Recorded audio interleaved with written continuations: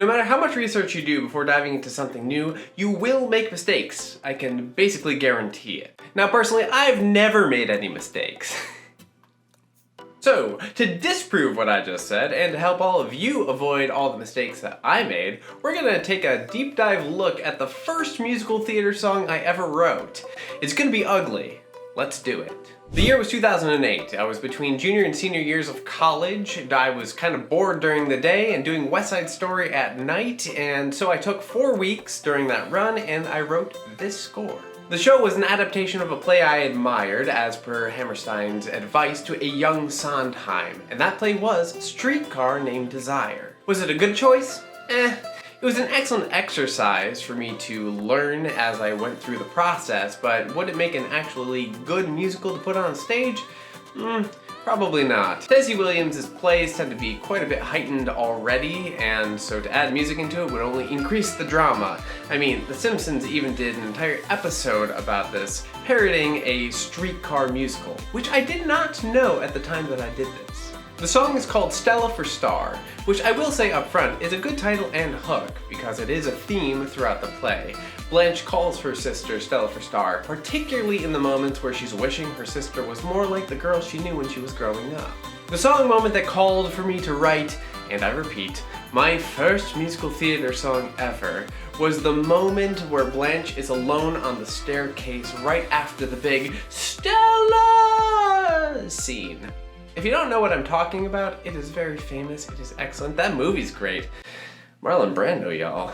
Fun fact, the BMI Musical Theater Writing Workshop uses that exact placement in this show for one of their song assignments, so I guess it couldn't have been too bad of a choice, huh?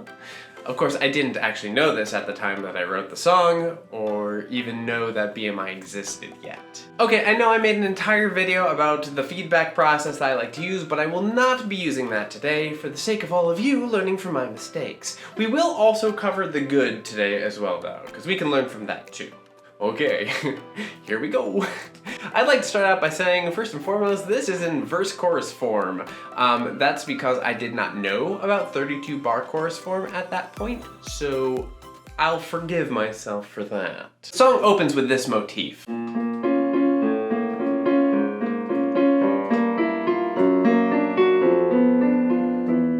Now in bar 5 and 6 there, that is terrible voice leading. I could fix that by just simply keeping the D flat here, keeping the B flat here, and then that wouldn't sound quite so clunky moving downward. Before I even sing through the next section, I'm just gonna go ahead and show you that the right hand here is a little too aggressive if you can hear these little punctuations up top.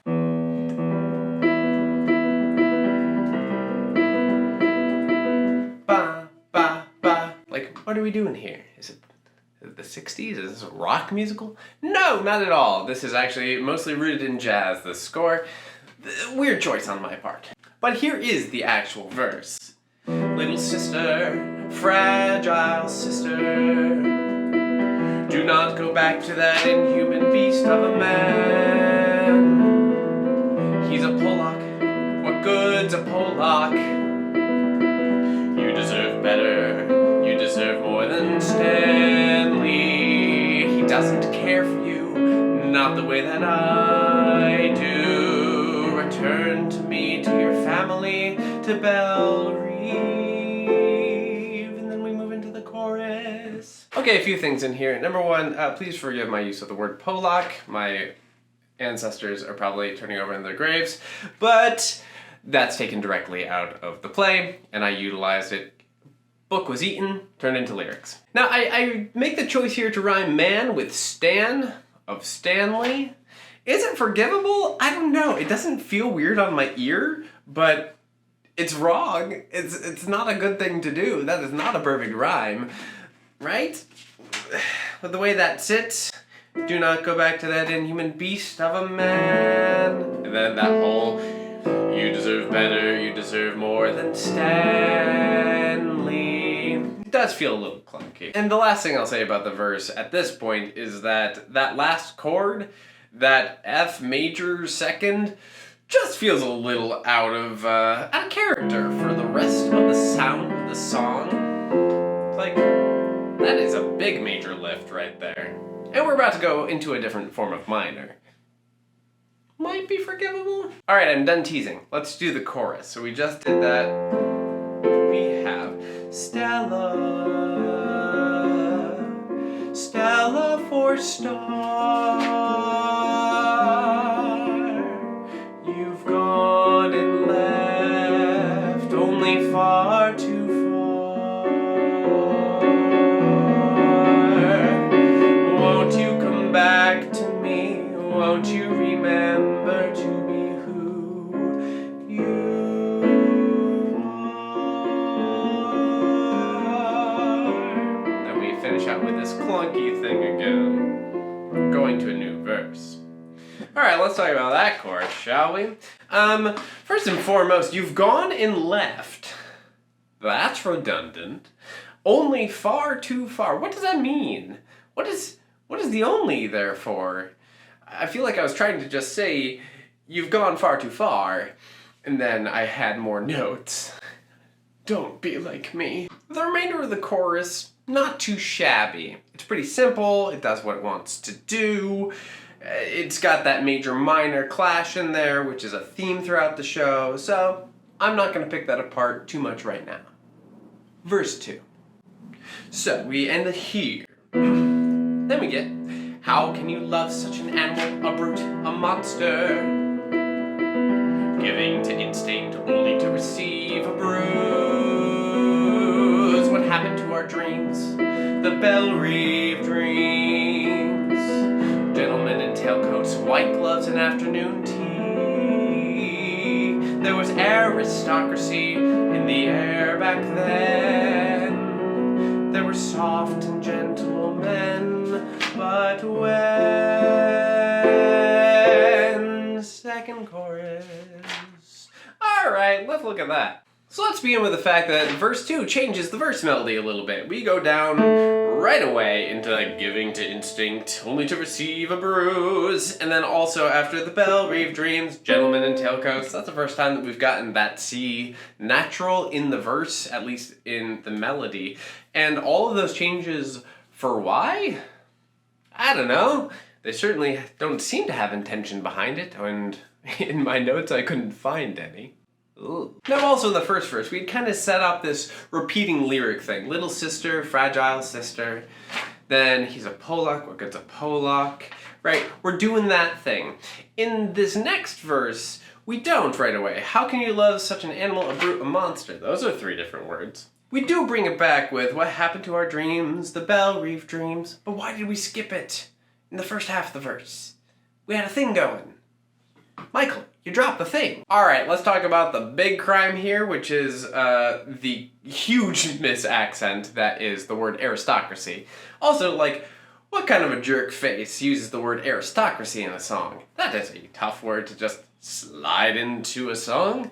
But especially when you do it like this. There was aristocracy. That is not how that word is spoken. So why are we singing it like that? It's actually very difficult to understand, right? There was aristocracy in the air. What? What? Michael. And then the last thing I'll say about this verse is our little hanging clause at the end here. Have that. There were soft and gentle men, but when? If that's a question, then it's just sitting there. And it is. It is not the start of a new sentence, because we go back into the word Stella after that. What does but when mean? I wish I could ask my younger self. Alright, second chorus. Leading us to the end of the song. Stella, Stella, don't start. I can no longer reach you. You've fallen too far. You will not come back to me. I wish that you could see who you are. Stella for star. Stella for star. Okay, I mean, is it okay to change a word like star to start? right? Stella, don't start. Sure, if I delivered on that promise, but I did not. I went to a rhyme word for star. You've fallen too far, Michael. And then even though that ending is pretty and meant to be nice and high and light sounding, that Stella up there, that is officially too big of a range. We're talking about the A3 up to the F5. That is over an octave and a half of a range, and that is probably a bit too much, especially because Blanche was written to be a low mezzo. Whoops. Okay, now there's plenty of good going on in this song as well. I had pretty good instincts for someone who barely had done research on how to write musical theater and then was trying to do it. And since there are some lovely instinctual choices in this song, we should go over what those are, and those could be helpful to you as well. I already mentioned those repeating words in the verses, and when I actually did them, they worked. They helped ground our ear a little bit and pull the thread that is the lyric of the verses through. Even though there's that weird hammering of the ba, ba, ba in the right hand during the verses, the running 16th notes, they do seem to mirror her anxiety that she's feeling in this moment, and that works pretty well. And then if you contrast that with the almost languid descending crunch that is the chorus, it gives a very different feeling between those two moments. And Blanche does have this kind of like double personality sort of thing going on where she's feeling one thing big and then she's on the complete other side also feeling that big. And it does happen right here in the music. I also have to say that I really like the lilt in the melody of the chorus. Stella, Stella for star. That kind of sigh that it gives there. Also, it kind of gives that like fallen star quality, which I believe, from what I remember, was on purpose, but who can say? This was a long time ago. Also, so going toward her instability between these couple of ideas here, a lot of this song is in minor, but those major lifts at the end of the verse after this,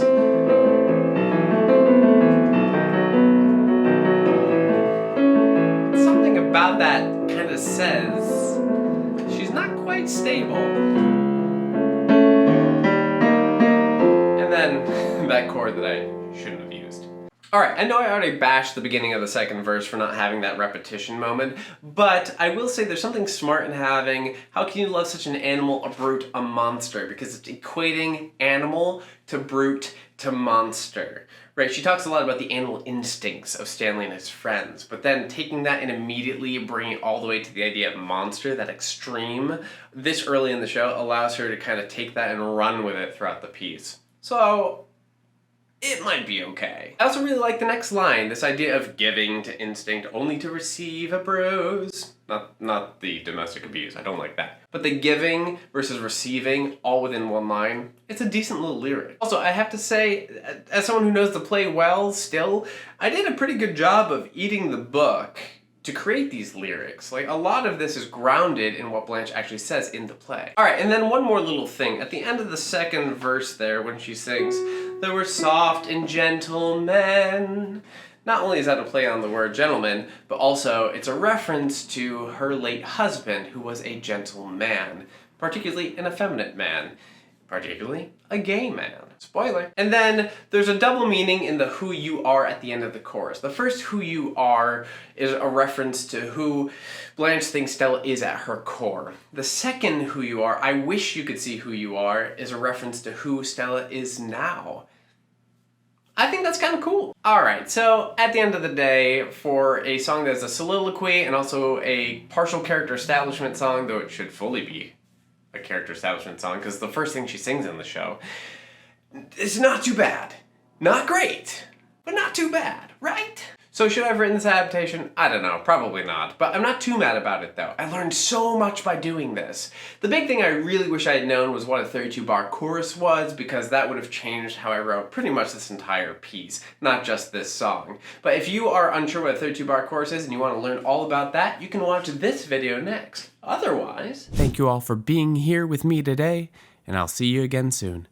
Cheers!